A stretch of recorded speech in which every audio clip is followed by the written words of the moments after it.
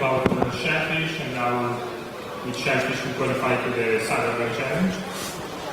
So who are we? So Shellphish is a team of security enthusiasts. What do? We do research in system security. That means we publish papers on different security topics, and we develop expert petitions, and we also release some tools that I'm going to speak about them later.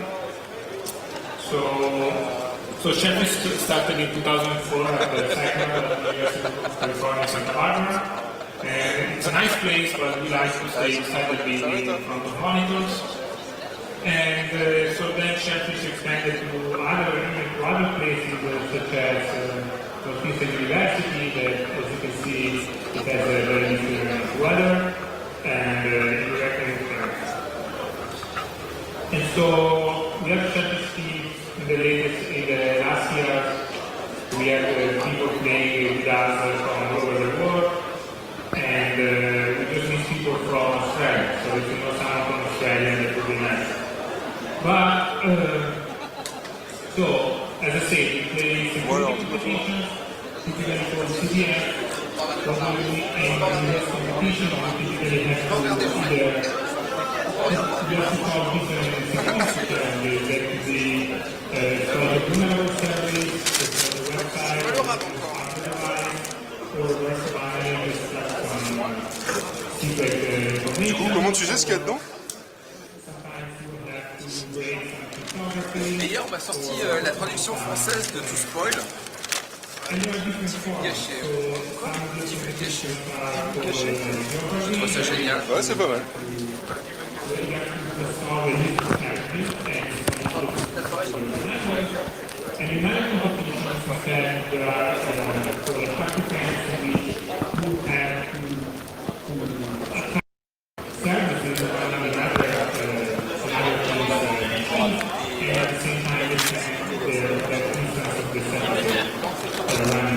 Bon appétit.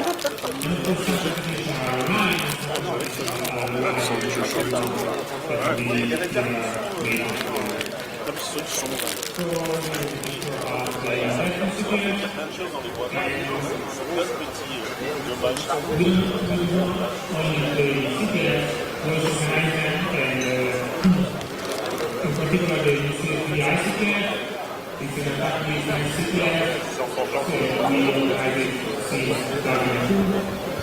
And we try to propose something different every year.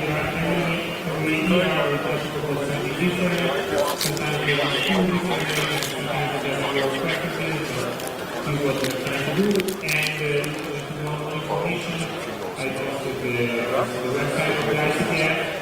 And we also recently released some of the code that we used for ICPF, the ICPF of the last years.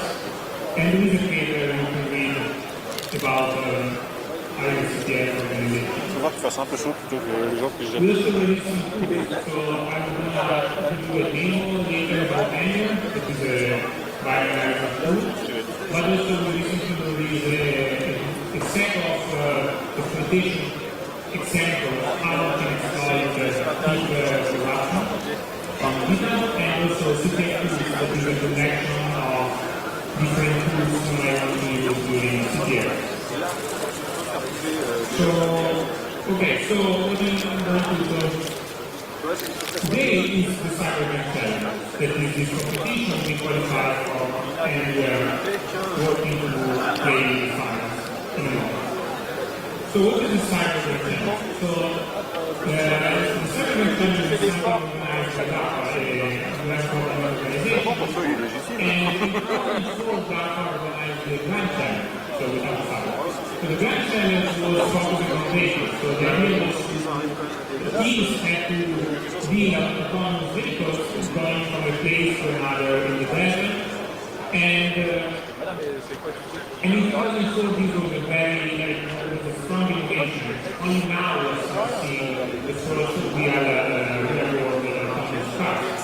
And in 2004 was a very hard task, and the first time they proposed this challenge, not team was actually able to finish the entire task. So somehow in a similar way, in 2014, DARPA proposed the Cyberbank Challenge.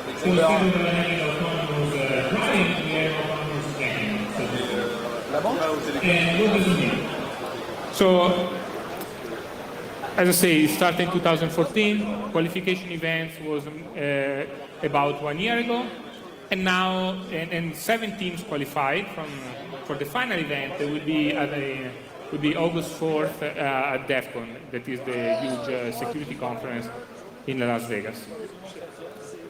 So, CGC, it is the abbreviation of DARPA Cyber Gun Challenge. CGC is an attack defense CTF, but instead of players, instead of solving security challenges, they have to develop a system that automatically solves these challenges.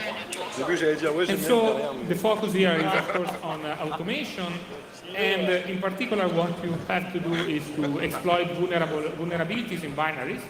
So you are provided with some binaries, you have to develop a system that is able to automatically find vulnerabilities in these binaries, but also to patch these binaries. It means to correct the vulnerability that allow exploitation.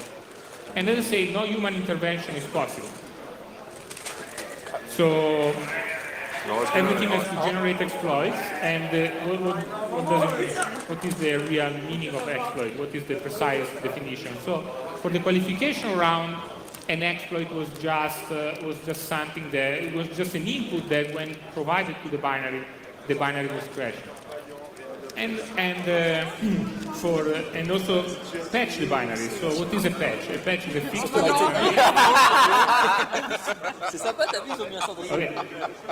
A patch is a fix to the vulnerability, and you need to preserve the original binary's functionality. So you cannot just change your binary so that it just returns, because if your binary just returns, okay, the binary is not exploitable, but the functionality is completely corrupted. And also, performance impact of these patches is evaluated, so that, for instance, if your patch, maybe your patch is checking all possible memory accesses, but you might end up in having a too big CPU overhead, and so the evaluation of your patch will be low. So for CGC, the binaries that were provided for CGC, they were more or less realistic programs, but they run in a simplified environment, with simplified system calls and simplified inter-process communication. In particular, the architecture was standard Intel x86 32-bit, but these binaries are supposed to run in an operating system called Decree, that is just let's say, a simplified version of Linux where you only have 7 syscalls, like you can transmit, receive data on different sockets, and you can select on these sockets, you can allocate memory, you can generate random numbers, and you can terminate. So that's it. So there are no signals, no threads, no shared memory, not even a file system. And also standard defense techniques that are usually in place in modern operating systems are not there. So the stack is executable, there is no randomization, and so you are free to implement these defenses as a patch to the binaries, but of course you need to also consider the performance impact these patches are bringing to those binaries. And also, of course, you need to do it in a way that your binary functionality is not compromised, so you need to do it very carefully. And so this is just an overview of what we developed for the qualification rounds. So for the qualification rounds, we were provided with vulnerable binaries, and our system, that in DARPA terminology is called a cyber reasoning system, our system was supposed to, as I said, provide exploits and patch binaries. So this is a little bit more detailed view. So vulnerable binaries were passed to automatically a vulnerability finding component and to an automatic patching component. So the vulnerability finding component was generating proposed exploits, and then these exploits were going also to the patching component because some of the patches were targeting the specific exploits. and then we output both proposed patches, and then both exploits and patches are evaluated, and of course we pick the best one, so the most reliable one and the one with less performance impact, and we submit those exploits and those patches to DARPA for scoring. So, as I said, one of the components we developed for the CGC was an automatic vulnerability discovery component. And so, I'm going to introduce how you can develop a system that automatically finds vulnerability. So, for the qualification round, the question we wanted to answer was, how do I crash a binary? Because for the qualification, an exploit was just an input making the program crash. So this question is somehow a subset of a bigger question, that is, how do I reach a specific state in a binary?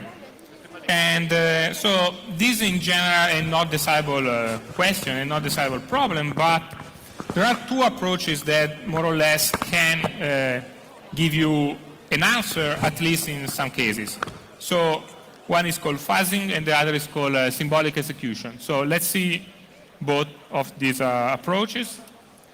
So I put some code. It's just an easy program that gets an input from the user, checks two conditions of this input, and then it either prints a you win or you lose. And suppose that we want to answer the question, how can I reach the state in which you win is printed? So, of course, an easy solution is just to try different numbers. So you try 1 and you lose is printed. You try 2, still you lose is printed. But if you try 10, you win is printed, because 10 verifies both conditions. And so this is a very easy way, so to speak.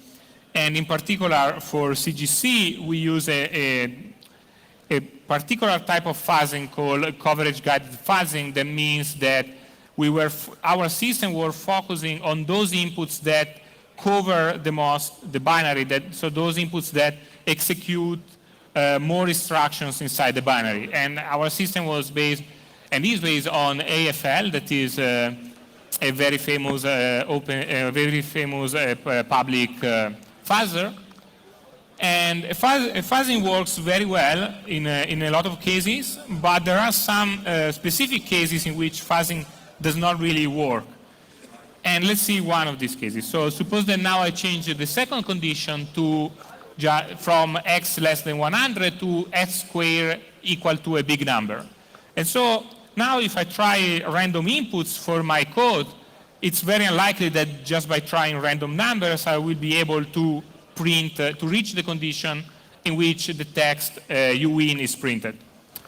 So a different approach is called symbolic execution. So let's look at how symbolic execution works in the original example and how it works in this more complex example. So the idea of a symbolic execution is to interpret the binary code and replace any user input with symbolic variable. So at the first instruction we have user input, and so we don't know the value of this input because it's coming from the user. So we just keep track of it as a symbolic variable x, and then the execution goes on. And of course, if we encounter a branch instruction, we don't know which one of the two branches we are supposed to take because we don't know the real value of x. So we take both branches, but we keep track of constraints that those conditional instructions are imposing on the execution. So, for instance, in one case, the constraint is x bigger or equal than 10. In the other case, the constraint is x less than 10. So the execution goes on, executing all the feasible paths. And for instance, if we execute the path in which x is less than 100, we add the constraint x less than 100. So then, at some point, we will reach the condition we were looking for, that is the text you win is printed. And so now we ask to the symbolic execution engine to give us, to concretize the collected constraints. That means to give us a concrete input that satisfies these constraints. So we collected two constraints, x bigger or equal than 10 and x less than 100. So a possible solution is 99. And in fact, if we try 99 as input to this program, we will reach the condition in which the text you win is printed.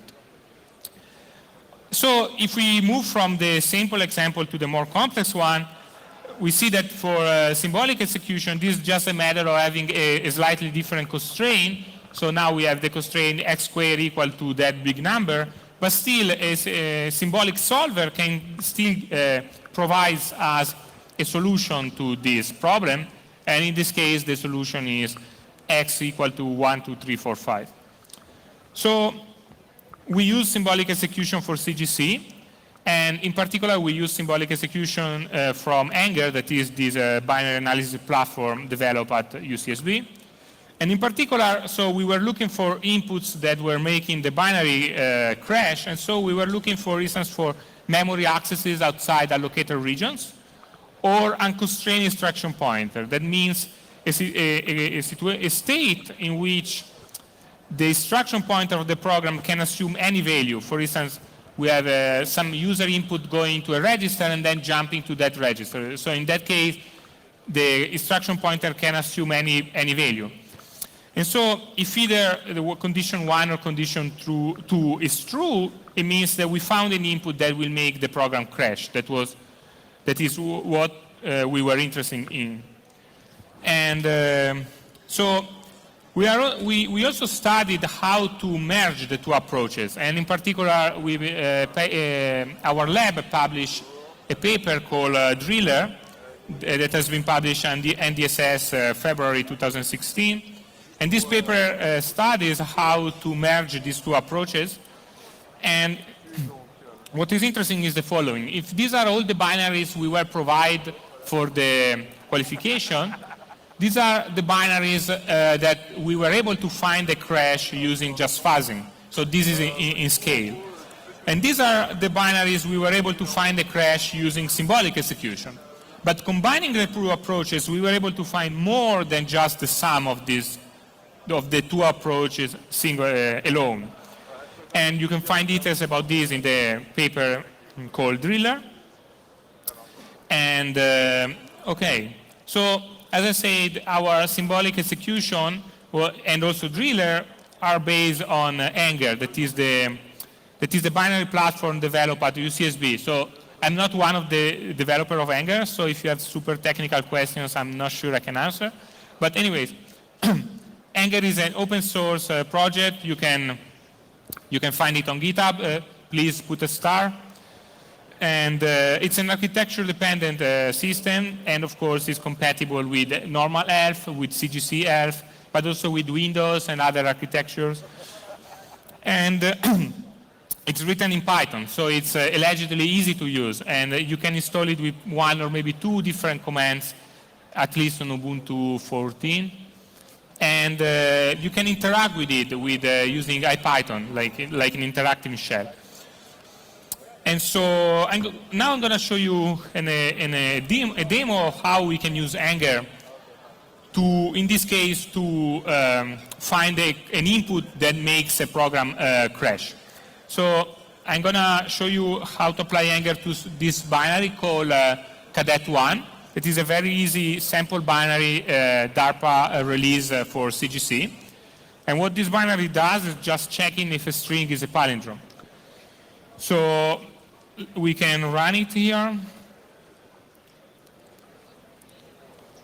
So I can put any string, and it will tell me, no, this string is not a palindrome. If I put a palindrome, this binary will tell me it's a palindrome. So the reason why I'm using a dot adapted version is because this is a CGC binary, so and this is a Linux machine, so to run it on a standard Linux machine, we had to recompile it. So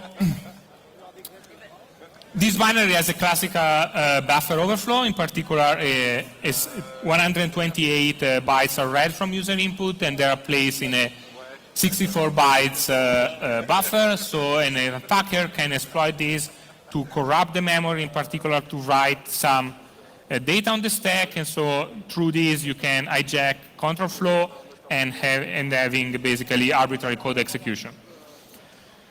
So how can Anger find condition. Let's see. Okay, so we can open IPython. So we import Anger, and we can create a new project.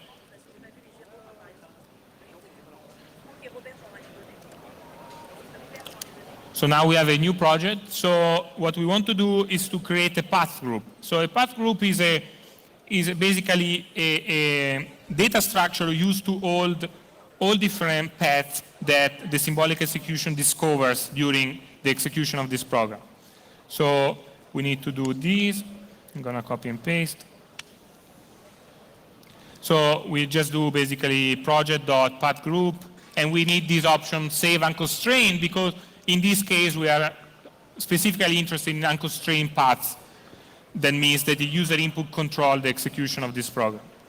So now we can just step the program just to see. So if we step, we see that the path group contains one active path, and if we see the path, it means that we have our execution is at this address, and if we look at that address in IDA, we'll see that that address is just the entry point of the binary.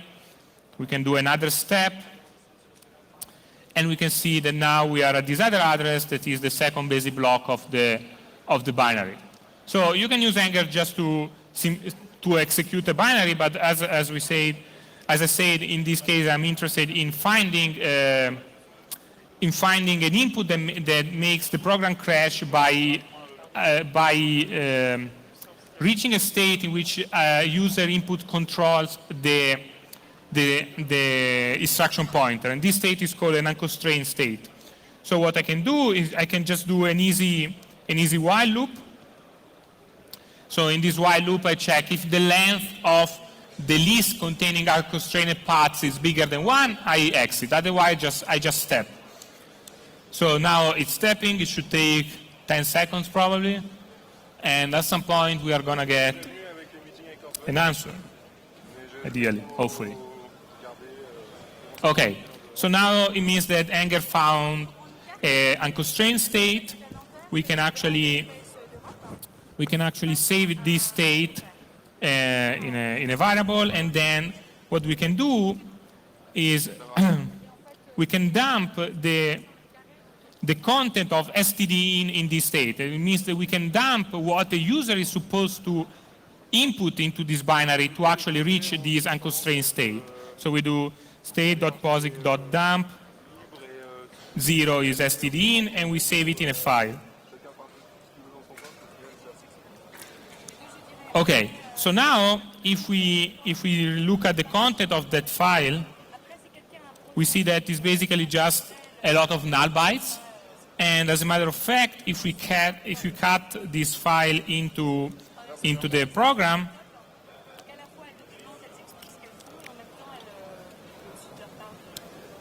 the program crashes with the segmentation fault.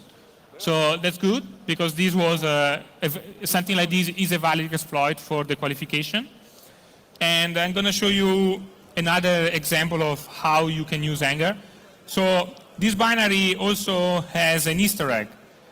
So this is the code that I use. You can use it. You can get it from the slides later.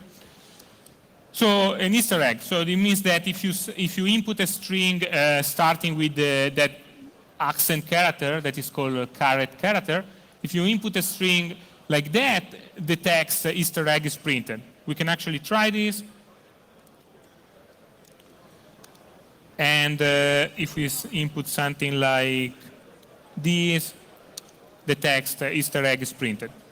So we can ask Anger to actually, without knowing anything about this binary, to actually give us an answer about how we can reach this Easter egg. And so, okay. So in particular, what we can do, if we look at the binary, for instance, in IDA, we see that when we reach this instruction, the Easter egg is going to be printed. And so we ask Anger how to provide us an input that when provided to the binary, that instruction is going to be executed. So this is going to take some time, so I'm going to start it and then describe it.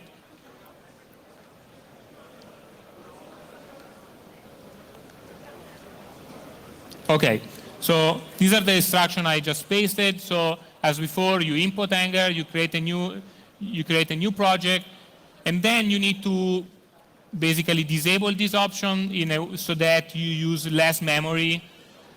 And okay, you can find all the details about this in the documentation. And then, as before, you generate a path group, and then you just call pathgroup.explore.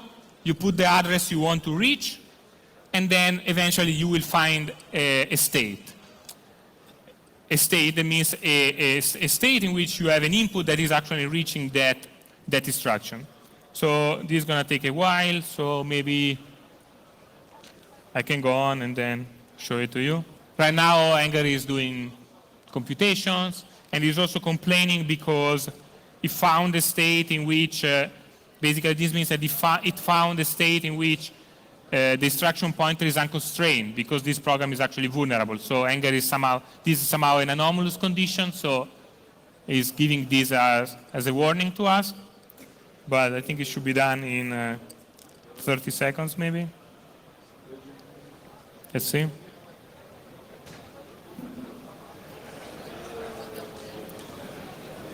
Maybe more? Anyways, let's go. Let's wait.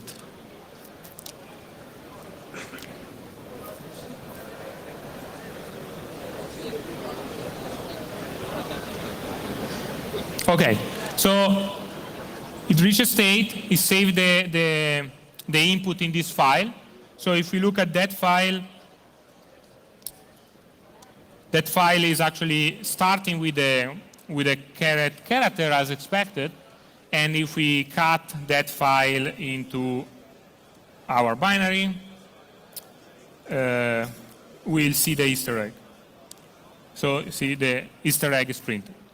So these are just two easy examples. You can find tons of examples in the Anger repository called AngerDoc, including this example. And also you can find how Anger can be used to solve a lot of different CTF challenges. That is probably the main usage right now of Anger, except for CGC and for papers. And so let's speak about the finals of the Cybergun Challenge. So 7 teams qualified for the finals. Shellphish is one of them. And in particular, we exploited 44 binaries out of the 131 binaries we were provided with. And every qualified team received $750,000. That is good to have. And so you can read, so basically, I didn't speak about patching much in this talk, but if you're interested into patching, all the team submissions for the qualification, you can find them on that link.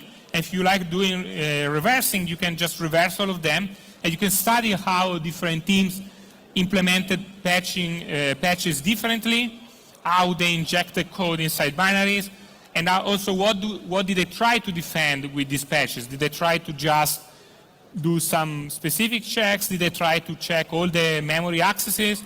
It's pretty interesting to do. But there are a lot of binaries, so it's a long work that, of course, we partially did in preparation of the final event. And so in the final event, the setup will be a little bit different. So it will be a round-based attack defense CTF with zero human intervention allowed. And because in a qualification, we were not allowed to look manually into binaries and to find manually exploits for them, but we were allowed to, for instance, fix bugs in our infrastructure. For the finals, we will not be allowed to fix our infrastructure, so we need to have a system that is able to run for hours, synchronizing different information without any human intervention. So that's pretty scary because, of course, maybe we miss a semicolon somewhere and everything will crash and we will get 0 points. So there is a lot of testing we are doing, like a lot. Like every commit is tested. There is a lot of infrastructure just to test everything. And also during the finals, data about previous rounds is available to your system. So basically, you can receive network traffic that other teams are sending against your binaries.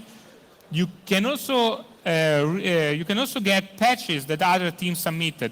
And so it can even be possible to steal patches from other teams or to study network traffic to somehow steal exploits. So this brings to a lot of questions on how maybe you should not immediately deploy a patch because maybe someone else could steal it. There is a lot of metagaming that, of course, different teams will probably implement in different ways. So also exploits are different. So for qualification, an exploit was just a binary, an input making the binary crash. For the finals, an exploit will be either an input that makes the binary crash, but at a specific location, and also setting a given register to a given value. Or an exploit can also be an input that when provided to the binary leaks some information, some data from a specific memory page. And so because of this, we need, of course, a more realistic exploit generator, which just something that tells us how to crash the binary is not enough. We need to move from a crash to a real exploit. In addition, on top of all of this, every team could also deploy network-level filtering rules that are just network-level rules that you can deploy so that you can stop traffic from reaching your binaries at the network level.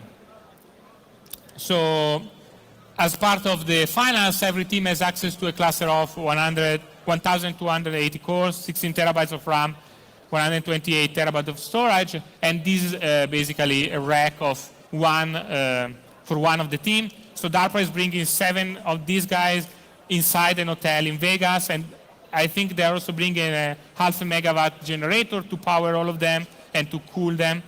So this is going to be interesting. And of course, when we got access, the first thing we did was HTOP, and then we did HTOP on all of them, and it took us like probably 2 hours to generate this screenshot. And what else? So finals will be at DEF CON in Vegas, August 4th, so it's less than 1 month. And there will be money prizes. So first team is going to get $2 million, second team is going to get $1 million, and the third place will be $750,000. And also, the winning team will compete against human teams at the standard DEF CON CTF. So this means that this year, DEF CON CTF will be in a CGC format, and so that the machine and the humans could play together against each other. And this also means, and if I understood correctly, the winning team will have access to the entire 7 clusters, so it's going to be something like 100 terabytes of RAM and 10,000 cores, something like that. So that is going to be very interesting. But of course, we don't know who will be the winning team. And what else? Let me just finish with this, a picture of all of us that work for the qualification. And as you can see, we have people from all over the world. And this is a picture of us working at the finals. And with this picture, we achieved 2 goals. So first of all, we all look very weird, and also Italians pass Americans. And so with this, I'm ready to answer to your questions.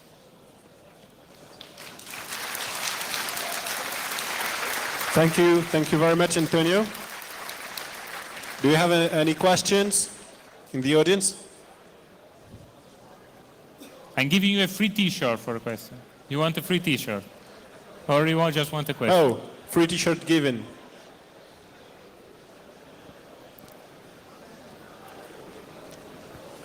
So you can find the slides there, other information.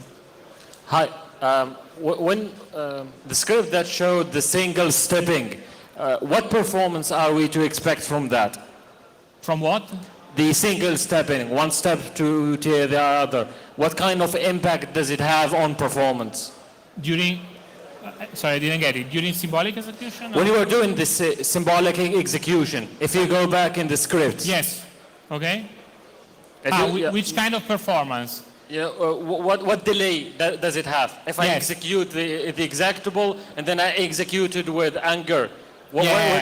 So if you do just symbolic execution, you are, especially because this in Python is probably going to be hundreds of times slower than a normal execution. And let's say that there has been a lot of research on trying to avoid of just doing blindly symbolic execution, but as I say, to mix fuzzing that is like normal execution with symbolic execution only when it is needed. So, but yes, symbolic execution is very slow, and even more, the biggest problem is memory.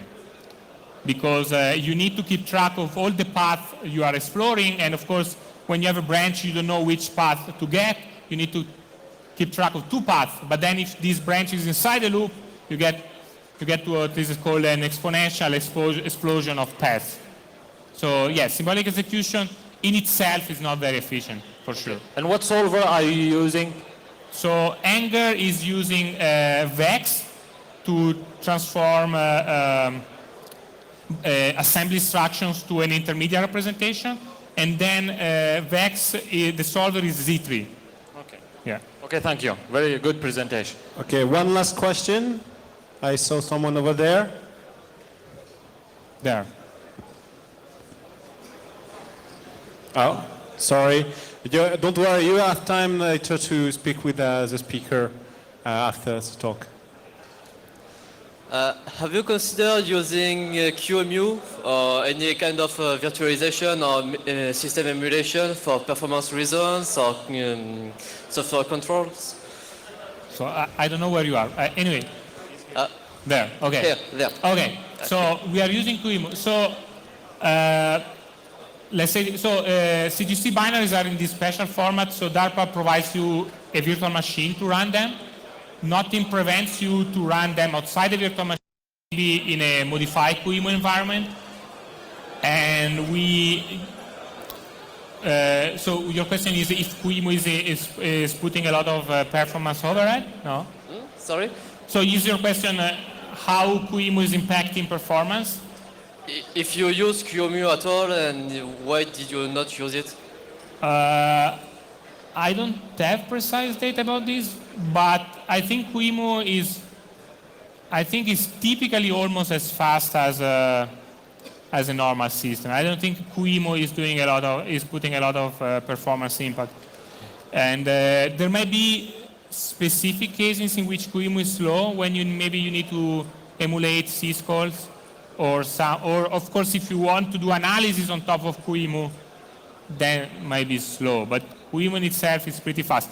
And EFL is actually using QEMU to dynamically execute these binaries. Thank you. Thank you. Thank you, Antonio. Okay?